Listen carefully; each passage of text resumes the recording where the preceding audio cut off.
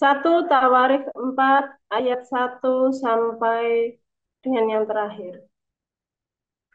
Anak-anak Yehuda ialah Peres, Hezron, Karmi, Hur, dan Shobal. Reaya, anak Shobal, memperanakkan Yahat, dan Yahat memperanakkan Ahumai dan Lahat. Itulah kaum-kaum orang Zora. Inilah anak-anak Etam, Yizreel, Isma, dan Idbas. Nama saudara perempuan mereka ialah Hazelel Poni. Lalu Penuel, bapak Gedor, dan Ezer, bapak Husa. Itulah keturunan Hur, anak sulung Efrata, bapak Bethlehem. Asyur, bapak Tekoa, mempunyai dua istri, yakni Hela dan Naara. Naara melahirkan baginya Ahuzam, Hefer, Temeni, dan orang Ahastari. Itulah anak-anak Naara. Anak-anak Hela ialah Zeret, Yehuzar, dan Etnan. Kos memperanakkan Anub, Hasobeba, dan kaum-kaum Aharhel bin Harum. Yabes lebih dimuliakan daripada saudara-saudaranya. Nama Yabes itu diberi ibunya kepadanya sebab katanya, aku telah melahirkan dia dengan kesakitan. Yabes berseru kepada Allah Israel katanya, kiranya engkau memberkati aku berlimpah-limpah dan memperluas daerahku, dan kiranya tanganmu menyertai aku dan melindungi aku daripada malapetaka, sehingga kesakitan tidak menimpa aku. Dan Allah mengabulkan permintaannya itu. Kelub, saudara Suha, memperanakkan Mehir, dialah ayah Eston. Dan Eston memperanakkan Betrafa, Paseah, dan Tehina, bapak Irnahas. Itulah orang-orang Reka. Anak-anak Kenas ialah Otniel dan Seraya. Dan anak-anak Otniel ialah Hatat dan Meonotai. Dan Meonotai memperanakkan Ofra. Seraya memperanakkan Yoab, bapak lembah tukang-tukang, karena mereka adalah tukang-tukang. Anak-anak Kaleb bin Yefune ialah Iru, Ela, dan Naam. Dan keturunan Ela ialah Kenas. Anak-anak Yehalalil ialah Zif, Zifa, Tirea, dan Asariel. Anak-anak Ezra ialah Yeter, Meret, Efer, dan Yalon. Itulah anak-anak Bika, putri Fir'aun yang telah dikawini Meret.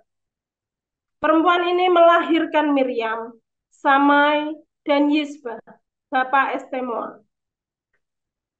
Istri Meret, perempuan Yehuda itu melahirkan Yeret, bapak Gedor, dan Heber, bapak Soko, dan Yekutiel, bapak Zanoah.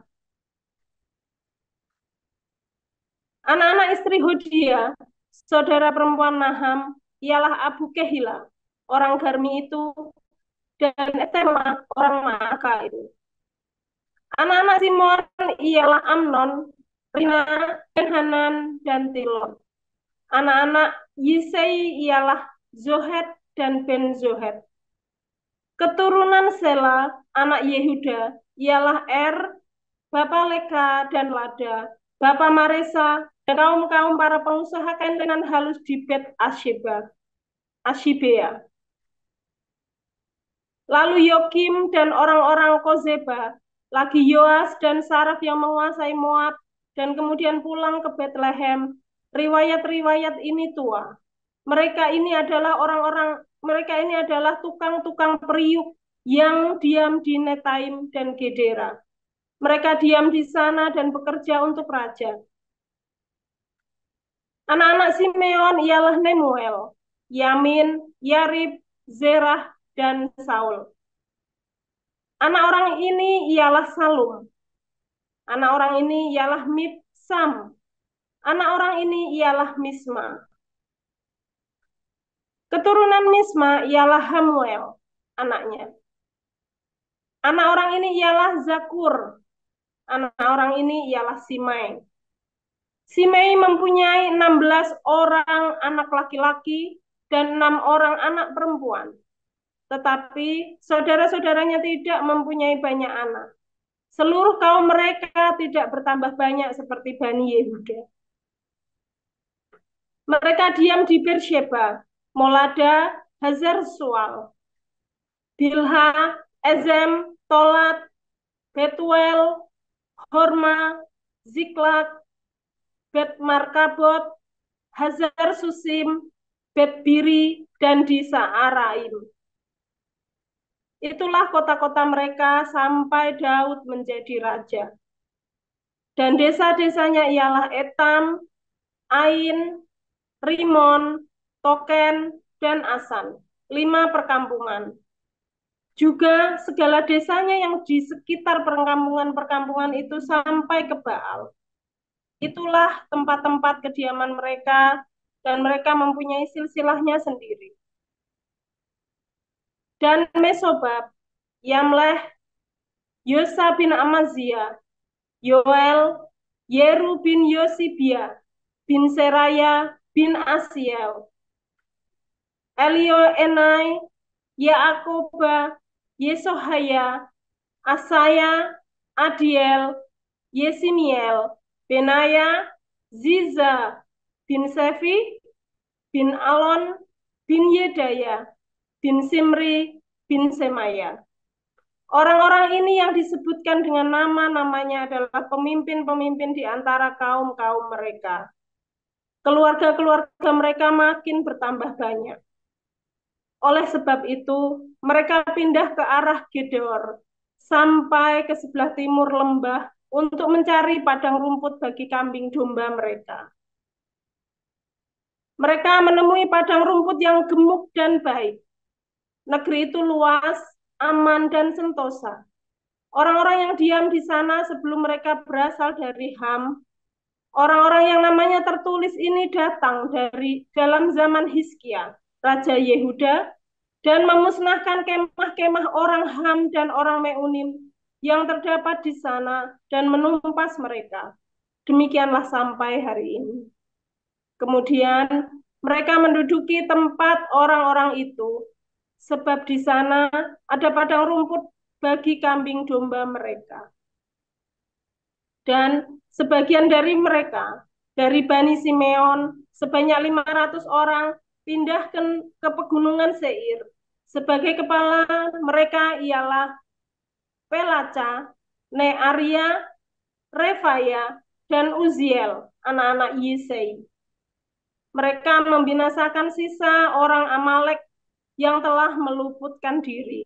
Lalu mereka diam di sana sampai hari ini. Amin. Demikian pembacaan firman. Saya lanjutkan kisah Rasul pasal 4.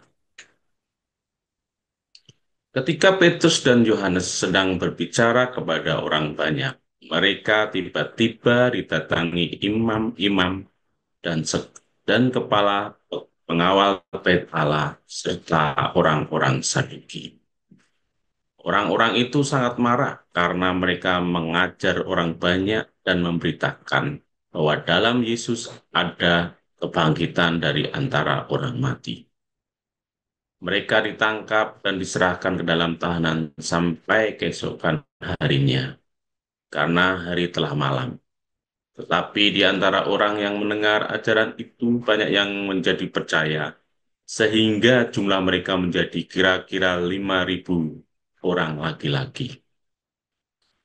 Pada keesokan harinya pemimpin-pemimpin Yahudi serta tua-tua dan ahli-ahli Taurat mengadakan sidang di Yerusalem dengan imam besar Hanas dan Kayafas, Yohanes dan Alexander, dan semua orang yang lain yang termasuk keturunan imam besar.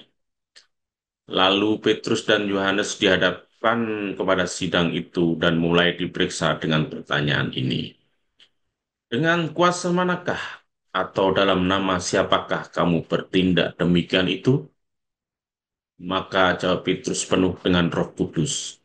Hai pemimpin-pemimpin umat dan tua-tua, jika kami sekarang harus diperiksa karena suatu kebajikan kepada seorang sakit dan harus menerangkan dengan kuasa mana orang itu disembuhkan. Maka ketahuilah oleh kamu sekalian dan oleh seluruh umat Israel bahwa dalam nama Yesus, orang Nazaret yang telah kamu salibkan, tetapi yang telah dibangkitkan Allah di antara orang mati, bahwa oleh karena Yesus itulah orang itu berdiri dengan sehat sekarang di depan kamu. Yesus adalah batu yang dibuang oleh tukang-tukang bangunan, yaitu kamu sendiri.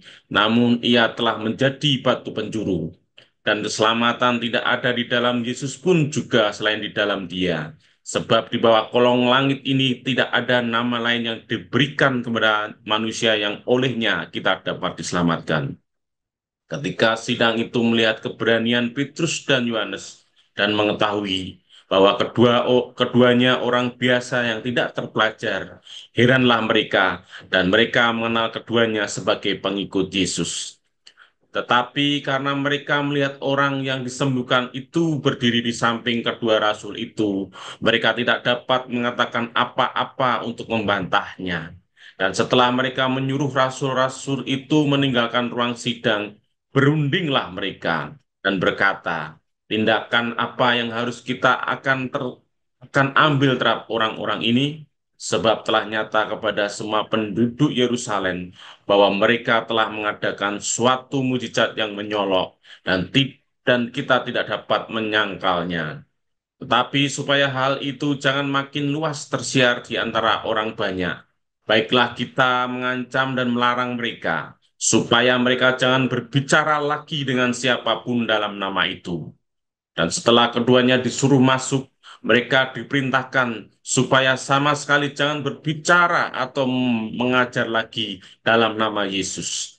Tetapi Petrus dan Yohanes menjawab mereka, silahkan kamu putuskan sendiri, manakah yang benar di hadapan Allah, taat kepada kamu atau kepada Allah. Sebab tidak mungkin bagi kami untuk tidak berkata-kata tentang apa yang telah kami lihat dan yang telah kami dengar.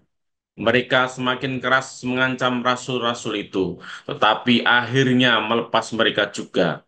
Sebab sidang tidak melihat jalan untuk menghukum mereka karena takut kan orang banyak yang memuliakan nama Allah berhubung dengan apa yang telah terjadi. Sebab orang yang disembuhkan oleh mujizat itu sudah lebih dari 40 tahun umurnya. Sesudah dilepaskan, pergilah Petrus dan Yohanes kepada teman-teman mereka. Lalu mereka menceritakan segala sesuatu yang dikatakan imam-imam kepala dan tua-tua kepada mereka.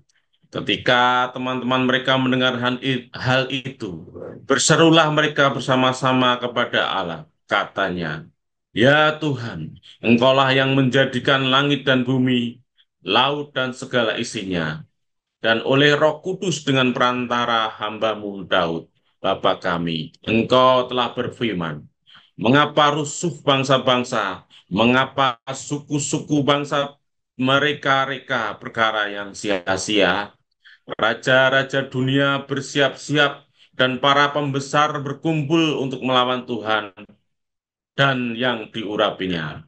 Sebab sesungguhnya telah berkumpul di dalam kota ini Herodes dan Pontius Pilatus beserta bangsa-bangsa dan suku-suku bangsa Israel melawan Yesus, hambamu yang kudus yang engkau urapi, untuk melaksanakan segala sesuatu yang telah engkau tentukan dari semula oleh kuasa dan kehendak-Mu.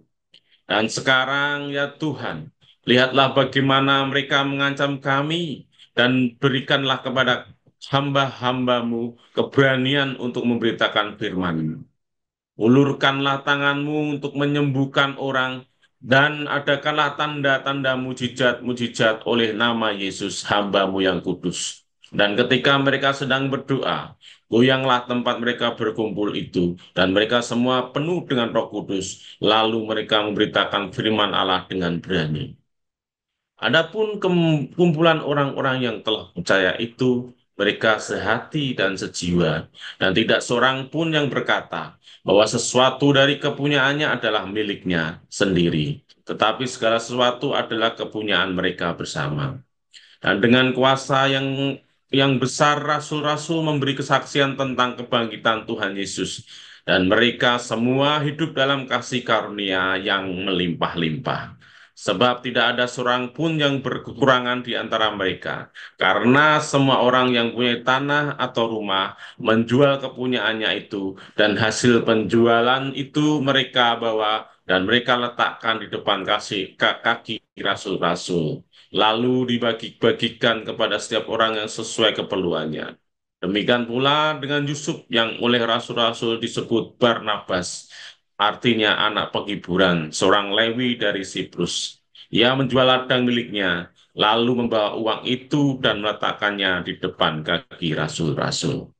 Demikian firman Tuhan, Pak Mulia. Ya, terima kasih untuk para lektor yang telah membacakan firman Tuhan, Ibu Endang Iswati dan Pak Hurakil.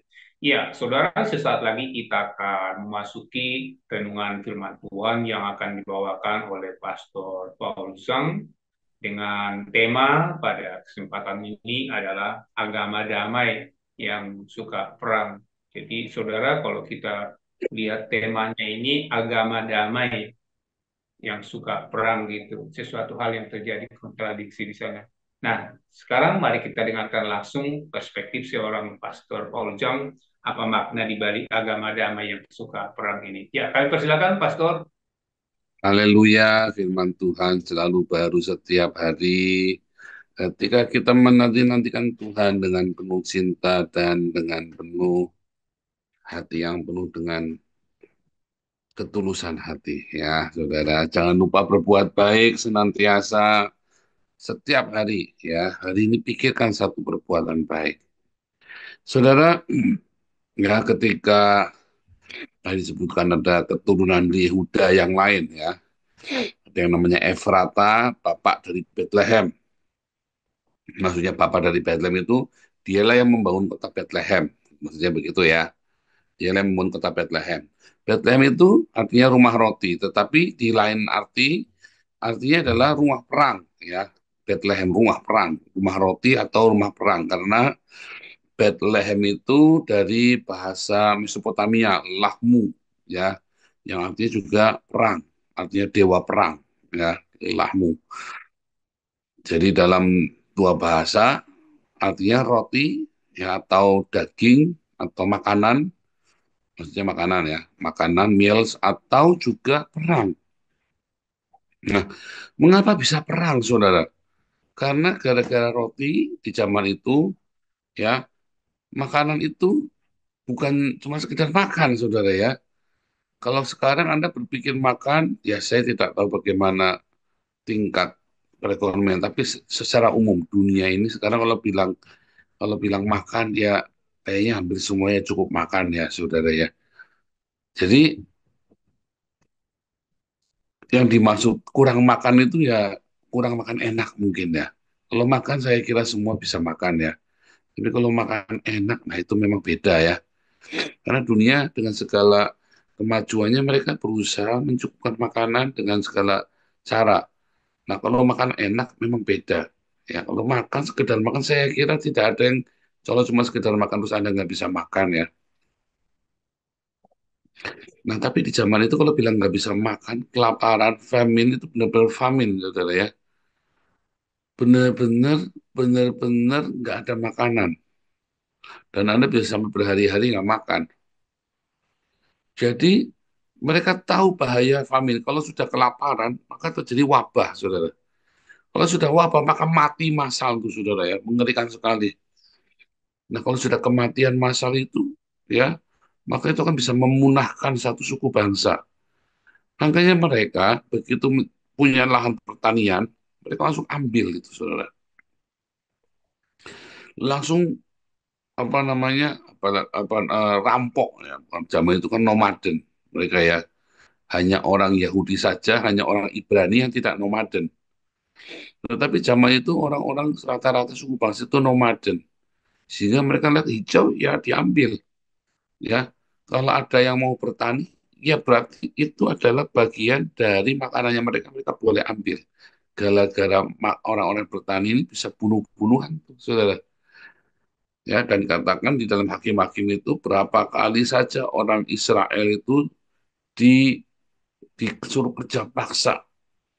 Karena orang-orang ini nggak tahu cara bertani, saudara. Para orang Filistin, orang Amalek, orang Moab, orang Amon ini nggak tahu cara bercocok tanam. Mereka belajar dari orang Israel, cara bercocok tanam itu ya.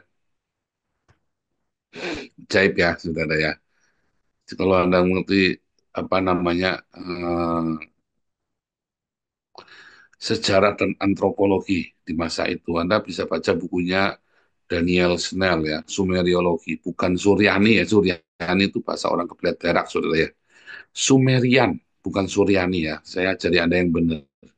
Bukan bahasa Suryani, tapi bahasa Sumerian. Bahasa Suryani, Suryani itu adalah kebelat perak gitu ya. Bahasa Sumerian. Orangnya namanya Sumeriologi, ilmunya ya. Nah, ada jadi bukunya Sumeriologi yaitu Daniel Snell. Itu adalah bahasa Sumerian atau era-era zaman Sumerian. Nah, mereka di situ kan belajar pertanian ya, saudara ya. Makanya kalau dewa-dewa Babel itu, dewa Babel kan monoteisme namanya dewa Merodah. Ada Merodah pertanian, Merodah peternakan, itu ya. Artinya Tuhan yang memberkati pertanian, peternakan, Merodah gunung, Merodah hujan, Merodah sungai. Tapi dewanya namanya Merodah dengan nama. Nah, sama seperti dalam Islam ada Asmaul Husna itu nama-nama itu ya.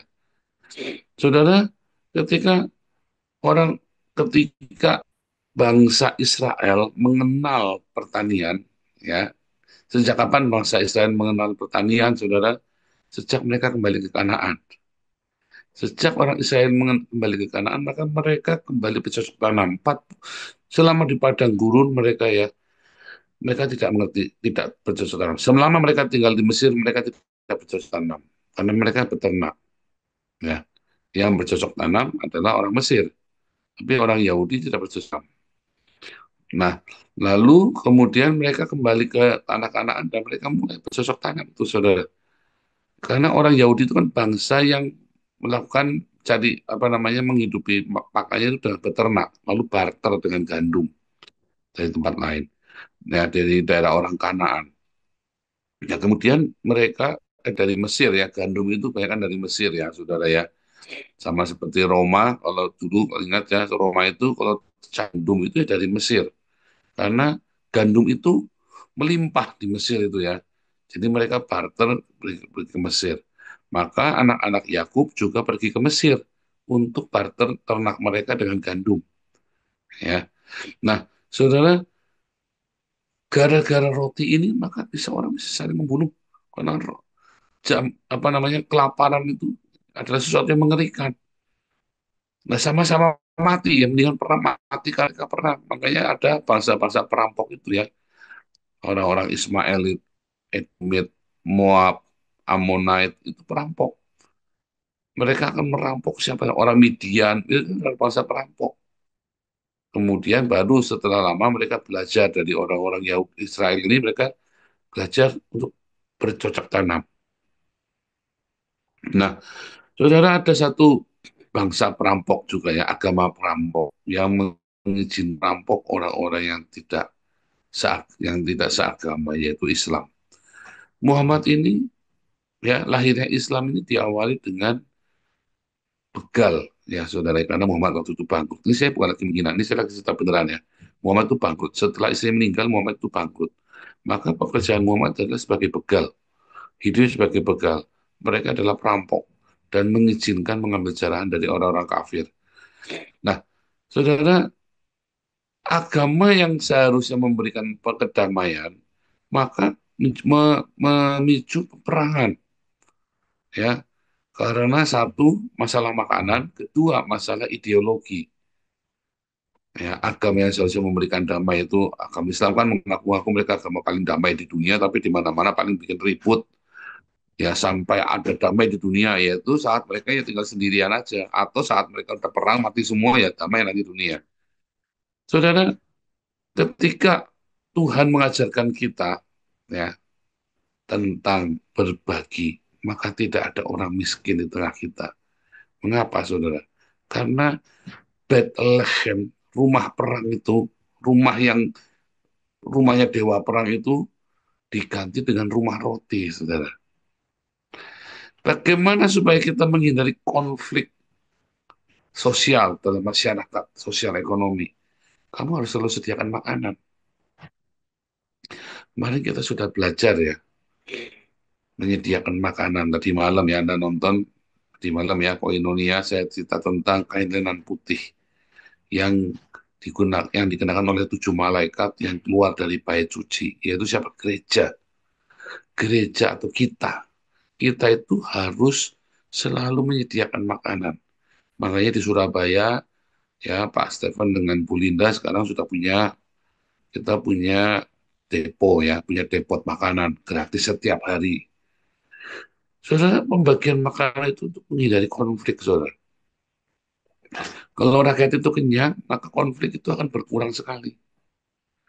Saya sangat sangat yakin sekali teologi teologi Tuhan Yesus di dalam memberi makan itu akan mengurangi konflik. Ya, makanya selalu apa?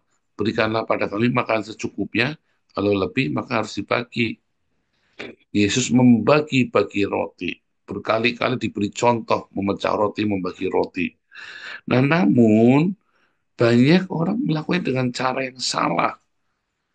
Kesalahan yang pertama, orang membagi roti itu, membagi makanan. Satu, mereka merasa yang dibagi itu lebih miskin dan kamu boleh seenaknya sendiri waktu bagi. Misalnya, Anda kasih makanan bekas, makanan yang sudah basi. Siapa yang masih begitu? Bertobat kamu, saudara. Makanan basi ya dibuang, jangan kasih ke tetangga. Saya dulu sering dikasih makanan makanan basi, saudara. Saya sampai gedek-gedek.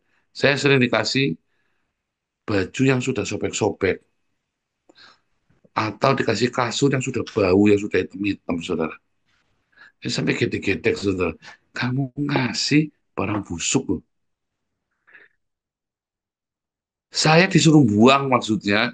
Kalau ya kalau nggak mau dibuang saja. Saya sampai gedek-gedek, saudara. Barang busuk dikasihkan ke saya, suruh buang. Lah kenapa kamu udah buang sendiri? Udah dibawa ke sini, aku suruh buang. Dulu saya nggak enakan, saudara ya. Kalau sekarang nggak mau ya, kasih barang. Anda kan kasih ke saya, jangan kasih barang busuk, saudara ya. Boleh Anda kasih bekas, tapi jangan busuk. Ya, saudara ya. Anda buang sendiri. Kelewatan kamu. Bukan sombong, bukan. Saya saja kalau ngasih orang barangnya mesti bagus. Kalau jelek buang. Barang jelek dibuang, barang bagus kita kasih orang. Jangan terbiasa memberikan barang jelek ke orang, saudara. Kamu tidak suka itu belum tentu jelek, tapi masih bagus. Dibiasain, saudara ya. Karena ketika kamu memberikan yang jelek kepada orang, sebenarnya kamu sedang menghina orang itu, saudara. Ya, biasakan memberikan yang baik sama orang. Nanti kamu diberkati. Kesalahan yang kedua, kamu memberikan, kamu sambil menghina apa orang itu tuh, kamu merasa orang itu tidak layak, saudara. Sehingga kamu marah-marahi orang itu hanya gara-gara dia menerima pemberianmu. Lalu kamu hina-hina orang itu, sudah bagus Pak, tak kasih Pak. Itu adalah cara memberi yang salah. Pemberian itu adalah karena kita penuh dengan cinta. Bukan karena orang itu miskin kita kasih, saudara. Salah. Tapi karena kita mau berbagi. Dan kita mau berbagi kepada orang yang membutuhkan. Jadi kamu tidak boleh menghina dia, saudara. Hanya gara-gara dia terima barang dari kamu. Kalau nggak ada dia, maka kamu tidak ada punya kesempatan untuk bersedekah. Yang lain bisa, Pak. Iya. Yang lain kamu melakukan seperti itu. Yang saya maksud, kalau kamu tidak ada orang miskin, maka kamu tidak bisa bersedekah, loh, saudara. Karena sedekah yang diperhitungkan Tuhan bukan sedekah bayar makan. Ya, misalnya nih, Bu Lucy bayar traktir saya sama Bu Ana makan. Itu namanya bukan sedekah, saudara. Kamu lagi royal, berbagi kebahagiaan dengan saya. Namanya sedekah itu orang ini benar-benar miskin dan kamu ngasih beri dia makan. Itu namanya sedekah. Sedekah itu tidak asal-asalan. Kamu harus benar-benar ya jangan waktu zamannya saya lihat waktu Gilbert itu dulu ya. Orang punya mobil di rumahnya dikasih makanan sama si grupnya Gilbert itu ini gimana? Katanya mau ngasih makan makan siang gratis. Orang punya mobil, rumahnya gedung dikasih makan di filmnya itu ya. Itu kan banyak yang kritik itu ya. Gimana sih orang rumahnya gede bagus belum mampu dikasih makan. Sementara banyak yang miskin nggak kebagian. Saya kemarin nonton di Facebook itu ya ada orang bagi-bagi entah dari gereja atau dari mana. Lalu ada anak kecil lari yang nggak pakai sandal. Om minta om. Langsung begitu dipunyul gitu dikasihkan sama orang yang naik motor, saudara. Ini orang ngasih kok caranya seperti itu ya. Nggak pas, saudara. Saudara yang ketiga, memberi itu ya kepada orang miskin. Kalau kamu memberi kepada orang yang cukup makan, kuat, itu namanya bukan bersedekah, itu namanya kamu royal, ya. Jadi tidak sembarangan karena ujung dari Bethlehem, ya, rumah perang itu bisa kamu rubah menjadi rumah roti ketika ada keadilan sosial yang diciptakan oleh Tuhan Yesus, di mana kita diajari berbagi satu sama lain. Mengapa bisa ada perang di dunia ini? Perang di dunia ini ya disebabkan karena makanan, karena roti. Walaupun ada perang yang disebabkan karena agama, perang yang disebabkan karena agama adalah perang yang paling bodoh di dunia. Ya, perang karena agama itu perang paling bodoh, saudara, paling goblok. Tapi perang karena makanan itu adalah sebuah perjuangan hidup. Maka ketika kamu berbagi makanan, sebetulnya tidak harus ada perang. Makanya lihat, mengapa orang-orang Eropa berhenti perang? Mengapa orang-orang Islam masih suka perang? Mengapa orang Kristen berhenti perang? Ya kan? Berhenti perang atas nama agama kan? Karena ada lebih dari cukup makanan di tempat kita. Sementara orang Islam kelihatannya kaya, tapi mereka nggak punya makanan. Ajaib ya. Itulah ironiknya.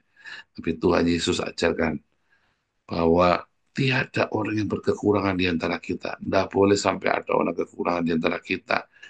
Makanya kita bikin yayasan yang mengelola supaya tepat sasaran. Ya, jangan dikit-dikit utang Pak Enardo, kasihan saudara ya. Biar Pak Enardo punya sarang walet 10 biji juga nggak boleh. Pak Enardo sudah nyumbang ke yayasan, sudah masuk ke yayasan. Kamu bisa ngadalin Pak Enardo, saudara, ngadali. Tetapi kamu nggak bisa ngadalin yayasan. Jadi saya bilang, jangan Pak, kalau ada utang jangan dikasih. Kasihkan ke yayasan saja Pak, biar yayasan yang mengelola.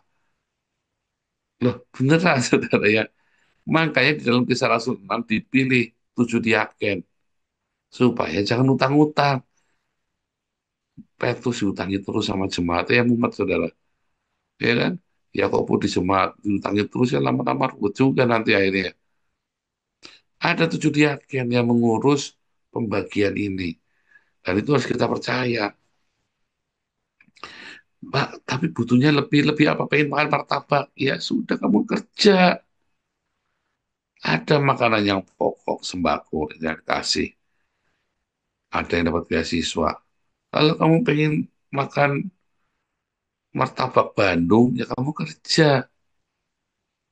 Kalau kamu pengen punya mobil baru, ya kamu kerja. Yang rajin. Sudah diajarin juga caranya. Ya, saudara ya. Jadi mengelola rumah roti itu penting, sudah nggak asal-asalan. Rumah roti itu harus dikelola sehingga tepat kepada sasaran. Sebab kalau tidak tepat pada sasaran, maka nanti jadi rumah perang.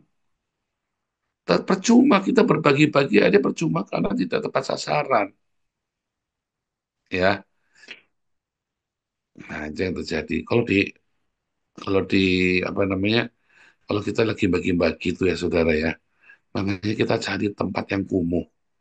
Kita cari tempat, kemarin pesan saya ya, cari tempat yang dekat pemukiman kumuh, supaya orang-orang ini bisa makan kapanpun, di hari apapun. Karena memberi makan itu dalam sekali. Ya bukan sekedar Anda sedang berbagi cinta, tetapi memberi makan itu adalah sebuah mengelola teritori supaya rumah perang itu menjadi rumah roti, saudara.